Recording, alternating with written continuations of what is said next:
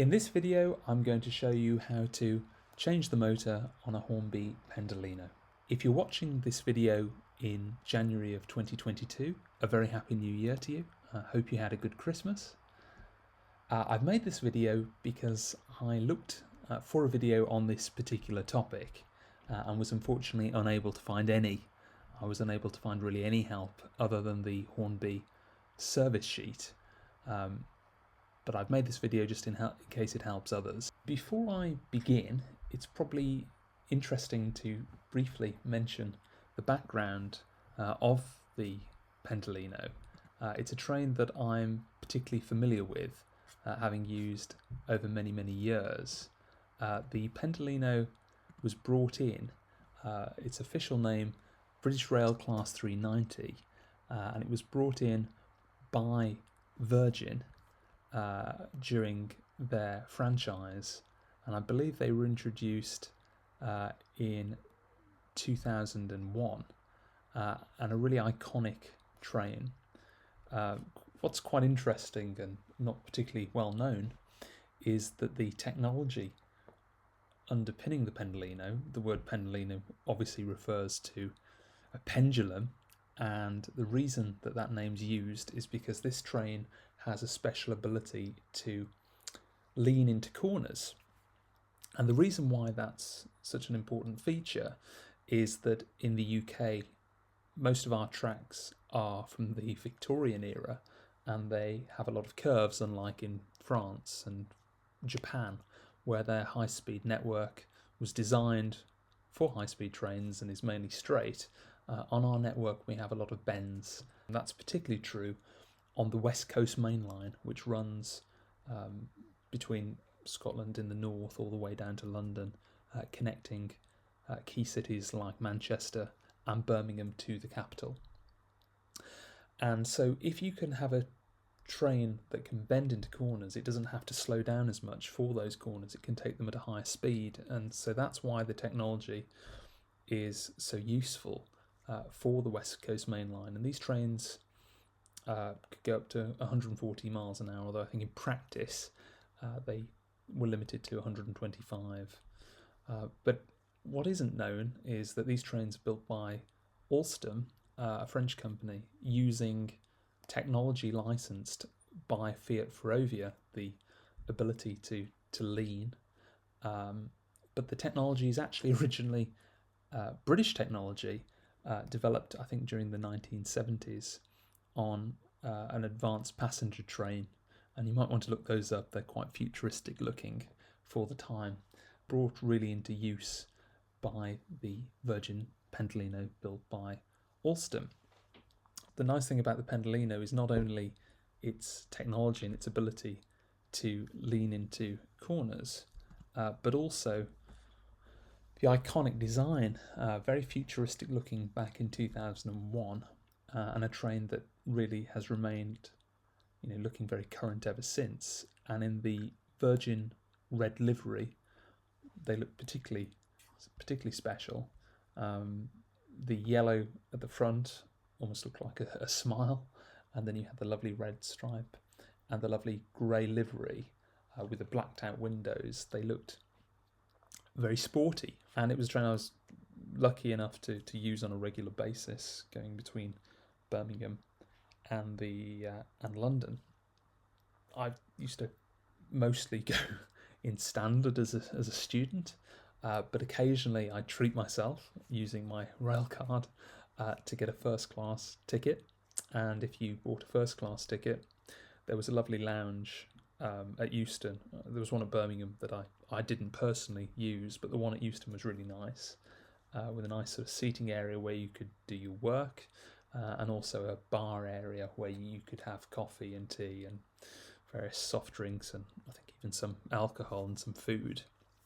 And then when you went on board, the first class carriages were very nice. In standard class, they would fit 4 in. And the one downside to the Pentalino is, in order to be able to tilt, the train carriages were quite narrow. And so when you had 4 seats abreast, seats were relatively narrow. They were okay for me, but I think for larger people they might have been perhaps less roomy than other trains. But in first class, they only had 3 abreast, and the formation was they would have groups of sort of 2 to a table with 2 seats facing each other on the left-hand side, if you like, and then on the right-hand side they'd have a single seat with a table facing another single seat, so only 3 abreast rather than the normal 4. And they had a beautiful sort of lamp, which you could see in the window, which was almost like a sort of teardrop on either side, a tapered lamp, and the seats could recline, which was very nice, and very large tables. And you used to get, when you arrived, you used to get sort of tea and coffee, and it was always quite interesting to watch the train staff trying to pour tea whilst these trains were tilting into corners at over 100 miles an hour, but somehow they never spilt the tea. And also you'd have alcohol served and food, and also there were little fridges where you could help yourself to cold drinks. So it's always quite a nice treat to go first class in these trains. But unfortunately, Virgin lost the franchise ultimately, and it was taken over by Avanti. And when Avanti took them over, they had to take the Virgin liveries off before they handed the train over. And so you saw them in their sort of unpainted finish, and they look rather austere like that. But you can see I've got a photograph which shows what they look like before they were fitted with the new Avanti livery.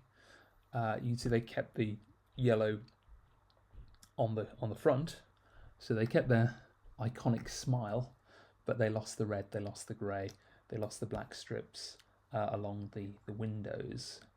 And then Avanti, as I say, came in and they put their livery, which personally I've never liked. I don't think it sets the train off. I think the Virgin livery was better. But even during the Virgin era, they actually changed the livery towards the end, and in my view, they didn't look as nice. It featured the Alstom branding on, and they did something around the windows, which I don't think looked as good.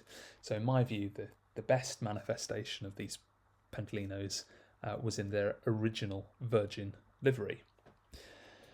Now, I wasn't particularly into collecting trains myself, but at Christmas, you might note from other videos, I quite like to put a train around the tree. And in previous years, I used the larger scale LGB trains, which look pretty good, going in between the presents. But it was pointed out to me that these were taking up quite a lot of floor space, and suggested that maybe the smaller scale trains might be better suited to circumnavigating the Christmas tree. So got myself some track for that purpose and thought I would buy a train. And I thought, well, the one train that I'd particularly like to own is a Virgin Pendolino. But unfortunately, by this point, Virgin had lost the franchise, so these trains were no longer in the Virgin livery, and you could no longer buy them new. And I didn't want the Avanti, I didn't think it looked as good. So I managed to find a good condition Virgin Pentalino, and I made sure it was one with the earlier livery rather than the later Alstom livery. And it arrived, and it was DCC, so it came with a special controller. But fortunately, these trains can also run on the traditional DC setup, although when you do that, you lose the ability to have the lights, so the train just runs backwards and forwards. So I had the train, and I don't know how old it is. I believe these models were certainly out in 2008, if not before, so it may well date as far back as then. It may be over 10 years old. But the train seemed to run really well, really rapid. And so I got it out for Christmas, and I set out the track and look forward to watching the Pentalino go around the tree over the festive period. And I set it up with DC. And the reason I did that is I thought, well, if I wanted to run any other trains that weren't DCC fitted, I could do so. And also I could automate it. I could use a smart plug so that when the Christmas tree lights came on, the train also came into life. And when they went off late on the evening, the train would also then stop. So I set this up and the train ran around the tree, but perhaps I ran it rather longer than I ought to have done, over, I think it was about 2 hours or so. And I noticed that the train stopped, and I think it had been stopped for a little bit of time before I noticed. And of course, the DC power pack was still turned on. So my concern was, how long has it been stationary? What's happened? Has it burnt out? And there was a slight smell, so I think the motor had, in fact, burnt out. Which was obviously a major disappointment. So my initial thought was that I perhaps had to purchase a replacement unit, and obviously that would have been quite expensive. And because I would have had to purchase a used train, I obviously didn't know what condition any replacement train would be and whether it would be as good as the model that I have. And so I then turned my thinking to trying to repair the motor. And it seemed fairly clear to me that the problem was the motor. And I very quickly came across a website where I could purchase what I believe is an original Virgin Hornby Pendolino motor. And it was very cheap. I think it was about £7 or thereabouts. And I thought, well, if I can fit that myself, this is brilliant. I won't have to purchase a replacement train. I can simply change the motor. So I then wanted to see if I could find out how to do it, and I looked on YouTube and I couldn't find anything. I could find, I think, one video where somebody 10 years ago had a problem with theirs and was asking for tips, and it seems that they didn't receive any tips, so I don't know if they ever repaired theirs. And there was really nothing, and I looked on forums and read that some people had done it, but unfortunately no one had taken the time to explain how. So I thought, well, despite never having opened up one of these trains before, I'm going to have a go. So I ordered the engine and it arrived rather quickly, and I managed to find the Hornby service sheet, and that was quite helpful. There were two of them that I found. The first set out how to remove the train body from the chassis so that you could get access.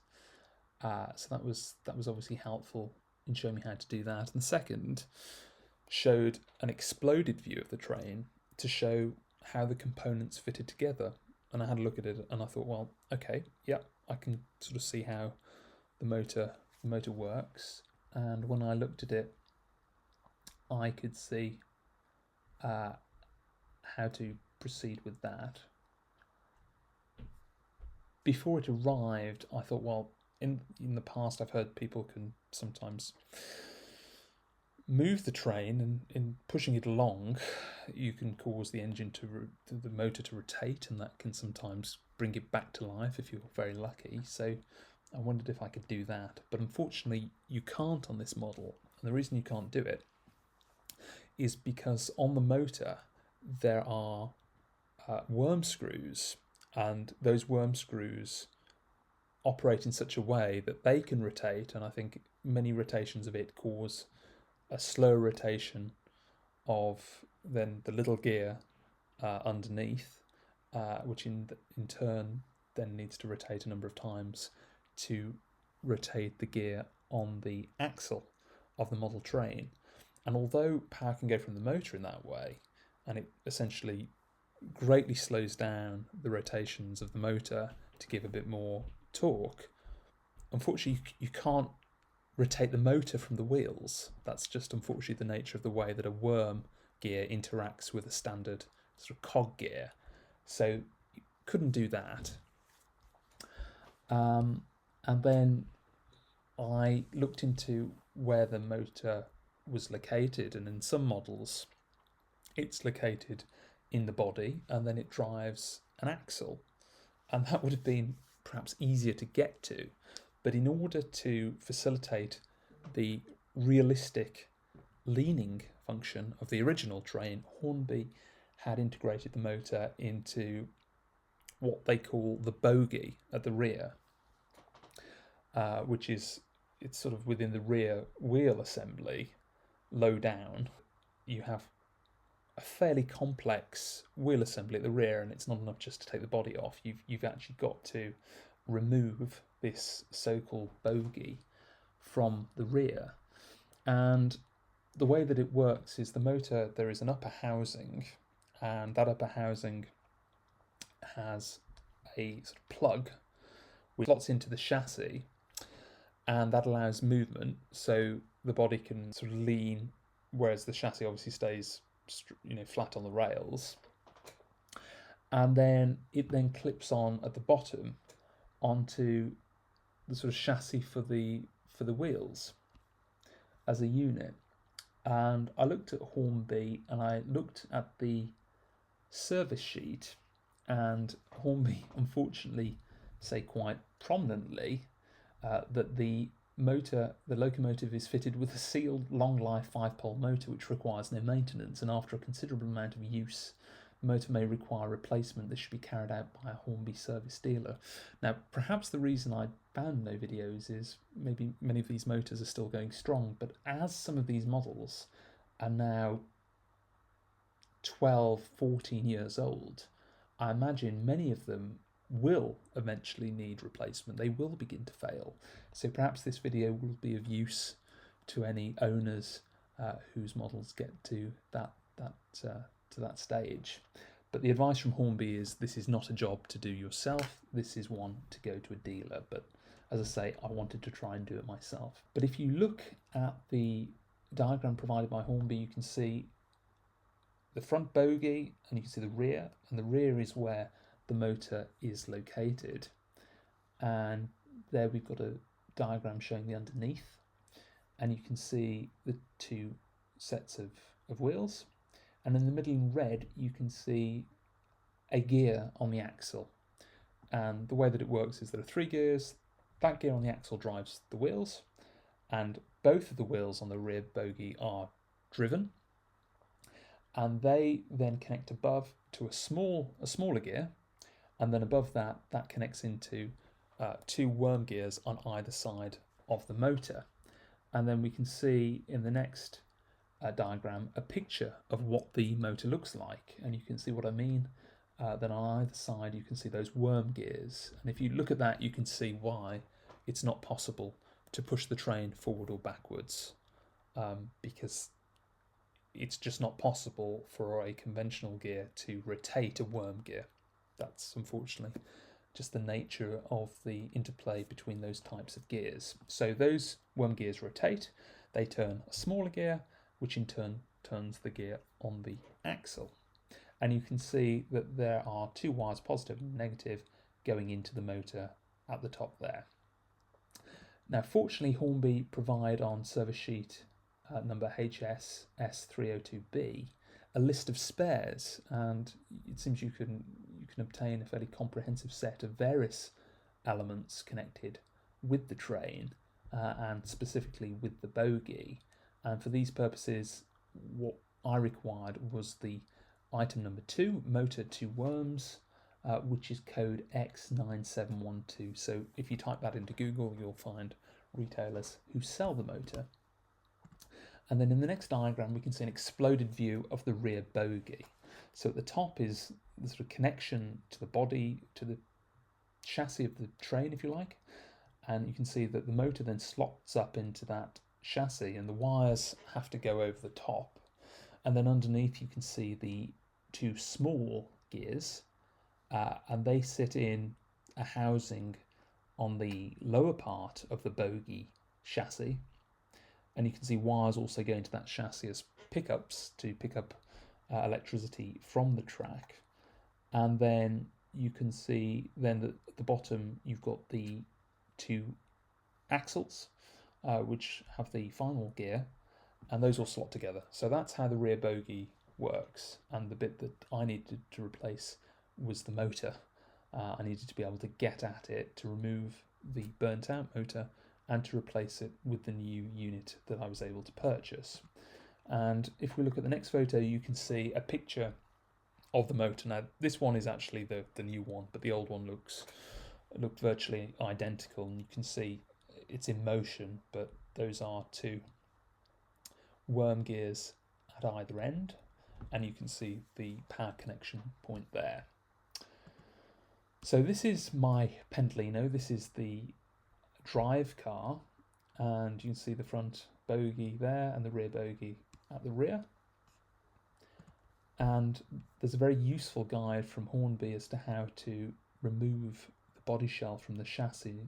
And as you can see, what you're required to do is to place your finger on either side of the body and to apply some force, because there are little catches that hold the chassis and connect it to the body. So you need to press those in so they disengage, and you're able to remove the chassis. And the way to do it is to ease the front down before the rear. So that's what you need to do there. And you can see in this diagram, we can see how you're meant to apply that force. And it suggests that you start in the centre of the train. And you'll see on the next diagram, you'll see where the fixing points are. So you can see that there are 1, 2, 3, 4, there are 5. So there is one set above the front bogie, and then there are 2 in the sort of centre of the carriage, and I think that's why they suggest you initially pinch in the centre of the drive car so that you release those 2 in the centre. And you can see there's one above the rear bogie and there's one at the rear of the train. And you want to try to slide the front first, because the rear, the connecting point actually goes through on the chassis, goes through part of the upper part of the body. So that has to be done very carefully at the end once you've removed the front and the centre part. And then you're left with a rather strange looking chassis, as you can see in my photograph. And what you can see there is, you can see red light at the front is an LED which illuminates when the drive car is in reverse, because it then becomes essentially the rear of the train. And above that you can see an elevated PCB board. That essentially is the brains of the train. So that connects the power drawn from the rails through to a Dcc Control Unit. Some of you might have Dcc ready rather than Dcc fitted Pentalinos. If you do, it will look very similar to this. You just won't have the little microchip on top, but you'll have the slot to insert the Dcc. And then this Dcc circuitry then connects to the various lights, but also crucially to the motor. And you'll see wires going to the rear. However, when you open yours up, the weights will be installed. In this photograph, I've already removed some weights, hence the wires at the rear are elevated. If we look in the next photograph, you can see a side shot, and again you can see those clamps quite prominently that hold the body shell on. You can see the Dcc circuitry above the front bogie, and at the rear you can see I've already removed the rear bogie, but you can see the sort of plug on the top which slots into the chassis, which connects the bogie to the rear. And you can also see that the wires from the control circuitry run down to connect to the motor. So it is rather fiddly, but it is possible to do. Now here in this exploded diagram, you can see how those wires go, and you can see in the centre there are weights which are just pieces of metal that screw into the chassis, and underneath those weights are the wires that go to the rear bogie. Now what I would recommend is that you remove those weights once you've opened up the body. You don't need to do anything on the front. In my experience, you don't need to disconnect the Dcc element. I left that alone, but I did unscrew those weights simply so that I had greater access to the wires that connect between the motor and the Control Unit. So you unscrew those, there are 2 screws, and I believe that those weights are made up of 4 sheets of metal. They can be a bit greasy, so you might want to prepare for that and maybe have a piece of kitchen roll to rest those on. And then once you've removed those, you will see the wires, and as you can see on this diagram, they're held in place by a sort of adhesive along the side of the carriage. But for this purpose, we want as much flex in those wires as we can so that we can remove the bogie. So you might want to gently ease away that adhesive on those 2 parts there, and then the wires should become rather loose, and that will enable you to pull the bogie down once you disconnect it. If we look in, and then you can see a zoomed in photograph of those weights in the next photograph, you'll then see that there is a sort of weight at the rear of the train. Now, strictly speaking, you probably don't have to remove this, but I did, and the reason I did so is it can be quite fiddly removing the rear bogie from, if you can see that hole, you can see the wiring loom going down, you can then see a hole. That hole is what the plug on the rear bogie goes through to connect the bogie to the train. It's quite awkward to remove, so if you remove the rear weight, it will give you more space to do that. So that's the reason that I remove that, and that simply unscrews too, and there are 2 bits of metal there, and again they can be slightly greasy. And so once you've removed that, you should have greater access to the wires and greater access to the rear bogie. Now, before removing the bogie, what I did is I decided to remove the wheels on the bogie because I think it just makes it easier to not only remove the bogie, but once you've done so, to open the bogie up so that you have access to the motor contained within it. And the wheels are very easy to remove. They just simply clip in place. So you just gently pull down on those, and then you can see in the next photograph those wheels and what they look like. It might be worth remembering which is the front and the rear, because I think on mine, I think there were some traction tyres on the rear axle, but not on the front. And I don't know if this makes any difference, but can also be useful to perhaps set them down so that the left-hand side and right-hand side of the bogies are clear, because obviously you want those gears to mesh nicely with the gear above. So maybe worth keeping a note of that. And once you've done it, then you want to turn your attention to removing the bogie from the train chassis so that you're able to then disassemble it. And you can see that plug again, and really that is central. That plug at the top, which fits into the train, that's the central part. And I spent a long time trying to persuade this to come out. It really is very tight. And I think in the end I used some pliers, and that seemed to assist in pushing, you can see the upper part, pushing it in so that it would slide through the upper body. And then in this exploded view, you can see what's required there. And you can see that at the top you've got the upper chassis with the plug, and then at the bottom you can see above the wheels there's the lower part of the chassis and then the motor in between. What we need to do is to, once we've removed the bogie from the train body, we need to open up the bogie, separating the upper from the lower chassis. And if you look very carefully, you can see that there are, and we can see in the next photograph, a larger image of the upper part of the bogie chassis.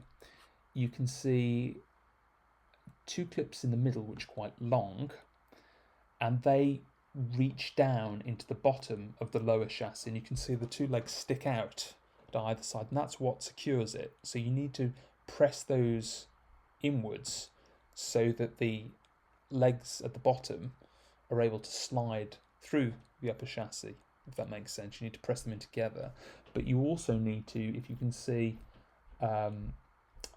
at either extreme side of the bogie, the front and the back, you can see a little U-shaped clip, and there are obviously 4 of those, 2 on either side, and those also connect to the lower chassis around where the small gears are installed. Those need to be clipped off. So it can be quite fiddly, essentially disengaging the two central legs on either side, so 4 there, plus the additional 4 U-shaped connecting points. And you need to do so from that lower body there. So you can see at either extreme, you can see an indentation, and that indentation is where the small cogs fit, and underneath that you can see where the U-shapes connect. You can't really see where the central legs connect, but they essentially slot in underneath the central part of the lower bogie chassis. And when you do so, you need to be quite careful, because once you've removed the upper bogie chassis from the lower, there are then 2 small cogs which are no longer secured, and they're liable to just fall out. So again, my advice would be to remove them, but again to note their positions, because you'll want to ensure that they mesh nicely with the worm gear, which will be above, connecting to the motor, but also to the axle below. And once you've removed it all, you'll see it looks a little bit like this, and in this image you can see the upper part of the bogie has been separated from the lower, and again you can see this time in the plastic rather than from the diagrams, those central legs and feet that I referred to that need to be pressed in to release from the lower, and also those U-shaped connecting points by where the cogs are. And you can see on the lower chassis that I've already removed in this image. I've removed the lower cogs, and you can see the bogie has been detached from the train chassis, but note the wires are still connected. So you can see that by removing the weights, I've managed to give myself a bit more flexibility in the wires so that I can pull the bogie down to pull it apart. But you have to be careful, because if you apply too much force, you could pull it off from the PCB wiring, which you wouldn't want to do. And you can see that there remain the pickups on the lower bogie, and there remain the wires that connect to the motor. So then what you'll want to do is, you can see the motor in this image is still connected to the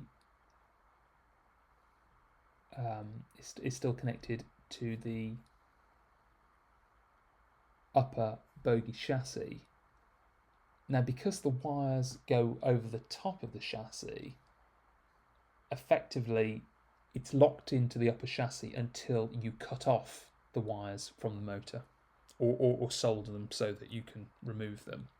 So what I did is I got wire cutters, and I sort of carefully cut the 2 connections between the motor and the wire, and I tried to do so as close to the motor as possible to make sure I had a reasonable length of wire to make it easier to connect those wires to the new motor. It's also a good idea to note which wire goes to which side of the motor, because obviously one will be positive, one will be negative, and you won't want to connect that incorrectly. If you did, it may well cause problems, so make a careful note of that. And then you're ready to think about installing the new motor, and in order to do that, you simply get those wires and you connect them to the new motor in the correct order. And if we look at the next photograph, you can see again the diagram of the motor, so you can see how they connect. And in the next image, that actually is the new motor you can see there. And you can see that the motor isn't within the upper bogie chassis. I've simply taken the wire and connected it directly to the motor, and the way I've done it is I've ensured that I've had enough length of wire on those wires when I've cut it. As I said, I cut them as close to the old motor as I could to give me some length, and you can see that there are little holes in the connecting points on the new motor, so it's possible to thread them through, and if you wind them tightly, you know that there's obviously a passable connection, certainly for testing purposes. And before going to the trouble of putting it all back together, I think it's a good idea to test that motor. Now what you can see here is I put the front wheels onto the track, and the reason I've done this is to enable the train to draw power from the track, but I've pulled the rear off because that obviously hasn't been rebuilt, and I've just placed the motor on the floor. So in doing so, I'm able to test the motor worked. So I went to the controller having done this and tested forward and backwards, and sure enough it did. And you might find that initially I think motors need to be run in, so you don't want to go to full power. You maybe start with a minimal amount of power initially, and you may find that the motor is initially hesitant, and you gradually build up and maybe give the motor, I don't know, 10 or 20 minutes, or perhaps even half an hour if you've got it available, to run it in both directions. And once you're satisfied it's working and it's running, you can then think about installing the new motor within its housing. You can see the motor slightly larger in that image is connected to the power.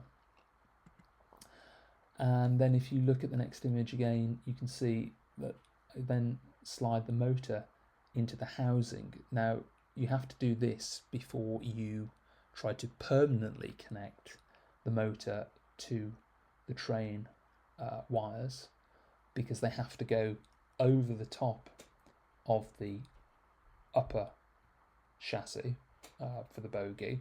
So you need to get the wires over, and it can be a bit fiddly, and then you need to affix. Now if you were doing things properly, you would solder those wires to the new motor, and the train, the original motor was soldered. However, I didn't have ready access to a soldering device, and so I decided that I would instead make use of the length that I'd preserved on those wires to wind them around tightly. I did so, I wound it very tightly, and it worked for me, even though I'm sure if you spoke to an expert they would say to ensure a long-term proper connection you should solder.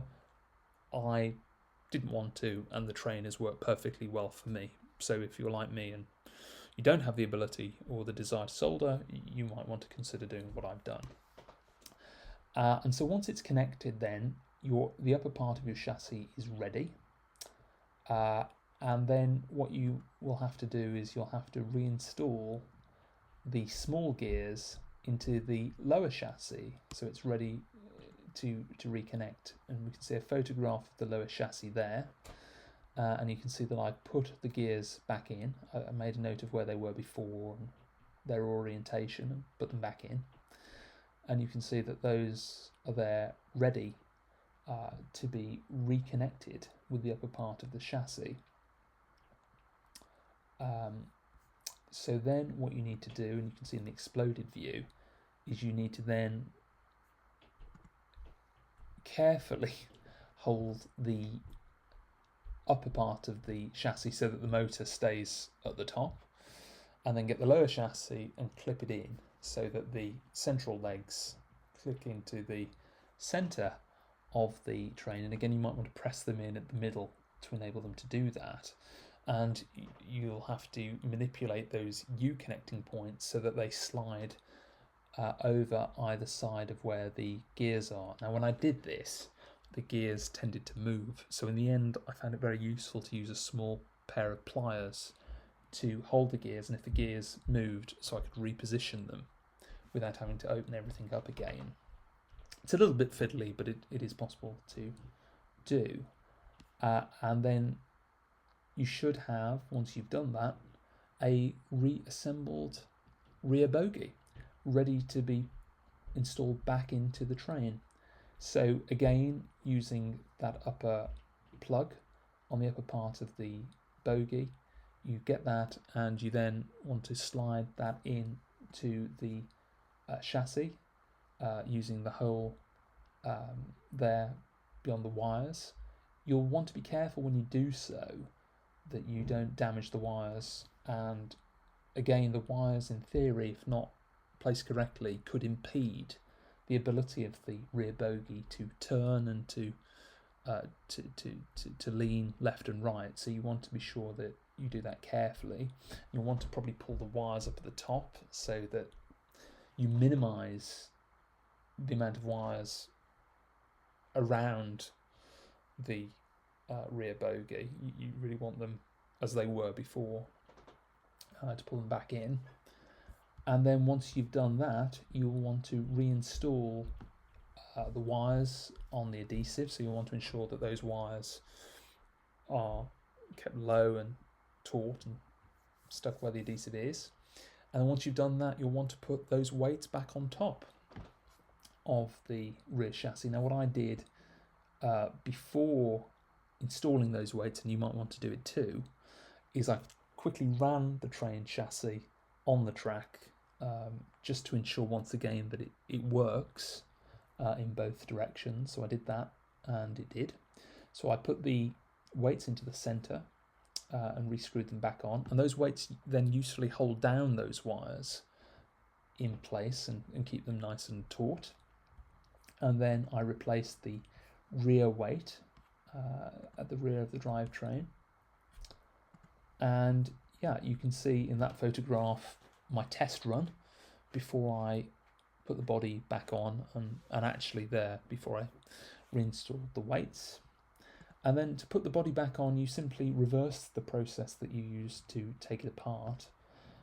So when you opened it, you'll recall that you pulled down the front of the chassis first. Well, this time you want to put the rear of the chassis in first, and you can see on that diagram, figure 5, you can see the connecting point on the Pentalino on the chassis needs to be fed through the sort of rear spoiler, if you like, of the upper part of the carriage of the train body. That slides through, and once you've done that, then you'll want to carefully clip the body back into place. I should also say, sorry, skip this off, but obviously once the rear bogie went in, you obviously then had to slide in the axle, which is very easy to do.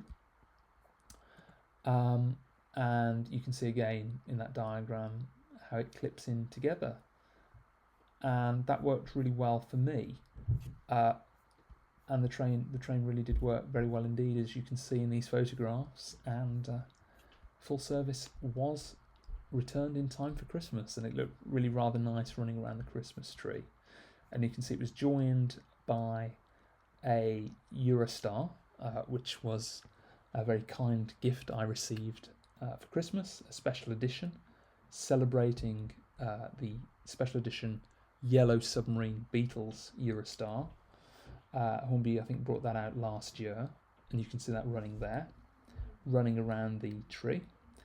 And in addition to that, I was able to make use of a Fowler bus that I think my father acquired many years ago, and I just thought, in addition to the two trains, it might be nice to have the little bus driving around the tree, and you can see it following its little metal coil on the ground, which we've in a rather makeshift manner stuck down with sellotape. I think you're meant to create a special roadway and hide it underneath, but for festive purposes, sellotape had to suffice. So there you have it. If you find yourself in the position that I was in, it is possible to take out a burnt out motor and to replace it with a new unit. I'm pleased to report that the train runs just as well now as it did before, in fact possibly a little bit better, and I was impressed in comparing it alongside the Eurostar and seeing just how well it ran, and it ran just as well as the brand new Eurostar, which was pleasing to see.